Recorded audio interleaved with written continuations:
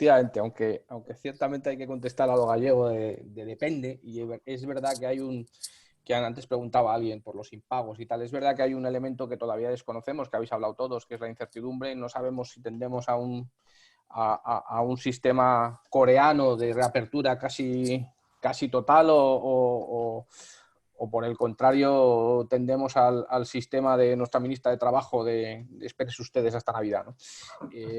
Dicho eso y dicha esa incertidumbre, evidentemente, esa incertidumbre condiciona mucho el si es un impago definitivo o si, por tanto, o si es un impago, antes hablaba yo creo Jesús, en stand-by, ¿no? Es decir, eso lógicamente va a condicionar toda la estrategia y toda la posibilidad legal de afrontar ese impago, ¿no? Si un impago, desgraciadamente, Dios no lo quiera, aunque es cierto que bueno, en algún caso va a ser así, se alarga lo suficiente o este periodo se alarga lo suficiente como para que el impago se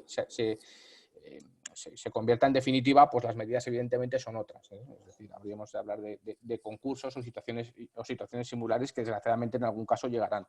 Si ese efectivamente impago lo que es un stand-by, yo creo que ahí hay algunas medidas que se pueden tomar y sobre todo por lo menos podemos saber en qué terreno nos estamos jugando, que queramos que no, eso es un conocimiento bastante importante a la hora de tomar decisiones. En primer lugar, y esto que lo diga un abogado y un procesalista queda muy mal, pero es cierto que en primer lugar es que tenemos los juzgados suspendidos, es decir, en mi condición de impagado tampoco tengo muy claro qué puedo hacer, ¿eh? Porque realmente en estos momentos la situación que tiene nuestra hostelería, y perdonar el ejemplo tonto, la tienen nuestros juzgados, ¿no? Es decir, tampoco hay plazos, tampoco se puede entrar y tampoco se pueden desarrollar procedimientos judiciales con independencia de algunos temas de urgencia y de notificaciones. Por tanto, en estos momentos el impago está también en un periodo de stand-by, ¿eh? Dicho eso, y yo creo que ya hilvano con una cuestión que planteabas antes, es decir, hay una expresión jurídica que ahora parece que conocemos todos, que es la famosa fuerza mayor y rebus sic stantibus. Es decir, es verdad que hay una teoría que el problema, y por eso decía lo de depende del gallego, que es muy específica para cada caso, porque es verdad que no existe una norma ni parece que la vaya a ver en la que diga, oiga, los contratos quedan modificados de esta manera y punto pelota. Ya hemos comentado antes, no parece que ese sea el camino. Y por tanto, al final esta cláusula, la famosa rebus sic stantibus, lo que nos dice es, oiga, es evidente que esto supone una situación absolutamente imprevisible, es evidente que esto supone una variación sustancial de un contrato en relación con el momento en el que se firmó.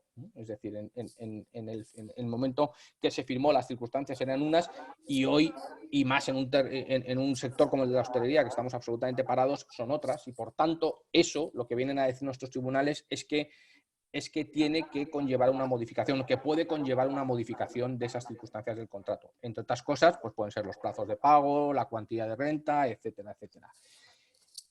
¿Cuánto? Pues ahí entra la negociación. Ahí entra la negociación y, por tanto, volvemos al elemento anterior, ¿no? Cuando nosotros nos sentamos en una mesa, y Ignacio lo explicaba muy bien, enfrente tienes a alguien que depende de lo que de lo que le puedas contar. Es decir, si tú tienes enfrente a alguien que es decir, mira, no te voy a pagar ahora ni nunca, ¿no?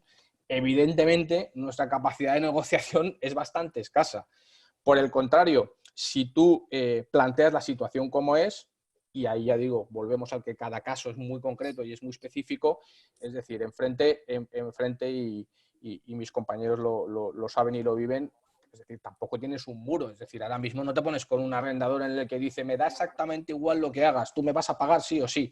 Mire, en estos momentos, por nuestra experiencia, cuando nos sentamos en la mesa, y Jesús ha comentado que efectivamente hay alguno que sí, probablemente porque también ve enfrente a alguien con quizá capacidad de refinanciación, etcétera, etcétera, porque bueno, piensa que hay un grupo grande detrás que tiene más capacidad de gestión, por tanto, ya digo, volvemos al tema concreto cada uno, pero sí que es cierto que hay una capacidad de negociación, y no me quiero extender, una capacidad de negociación y una figura jurídica que nos permite negociar, ¿no? Y por tanto, esos impagos tiene todo el sentido que sean negociados. Y nuestra experiencia es que se están negociando. Antes hablaba de sus cifras Jesús, bueno, muy diferente manera, pero la figura jurídica está, la situación está, y además tenemos el, no sé si inconveniente o ventaja, pero desde luego la situación real que los juzgados están parados, ¿no? Por tanto, ahora hay un margen de negociación, no sabemos, 2 meses, 3 meses, que nos va a permitir negociar.